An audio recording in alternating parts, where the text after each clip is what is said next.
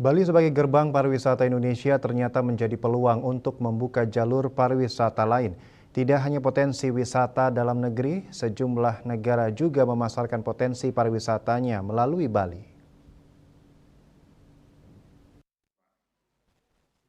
Bali yang telah dikenal di mata internasional menjadi peluang besar bagi pelaku wisata dalam dan luar negeri. Mereka memanfaatkan Bali untuk memasarkan sejumlah destinasi wisata. Salah satunya melalui ajang Bali Beyond Travel Fair untuk ke-10 kalinya.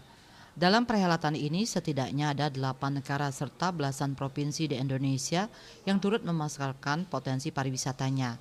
Ajang pertemuan pelaku bisnis pariwisata yang digelar mulai 12 hingga 14 Juni ini dinilai sebagai ajang yang juga mendongkrak dan menjaga nama pariwisata Bali tetap berada di puncak. Ya, bahwa ini kan event marketing ya, marketing dan event meeting gitu. What we create is image sebetulnya.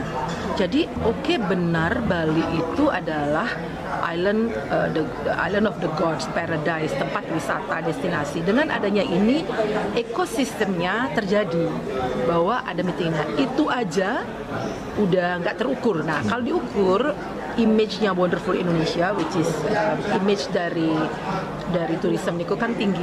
Likert-nya ada cara ya untuk menilai itu cukup sangat baik. Karena Indonesia ini yang inbound kan Bali, tetapi outbound itu kan Indonesia secara seluruhan. Jadi selain tour operator dari luar negeri, kami juga menghadirkan tour operator dari Indonesia yang which is mereka membawa tamunya ke luar negeri, ya seperti Malaysia misalnya, kan banyak sekali wisatawan dari Indonesia ke luar negeri ke Malaysia. Sebanyak 370 pembeli dari 45 negara ikut berpartisipasi dalam pameran BBTF ke-10. Di antaranya negara Amerika, Eropa, Afrika, dan Australia.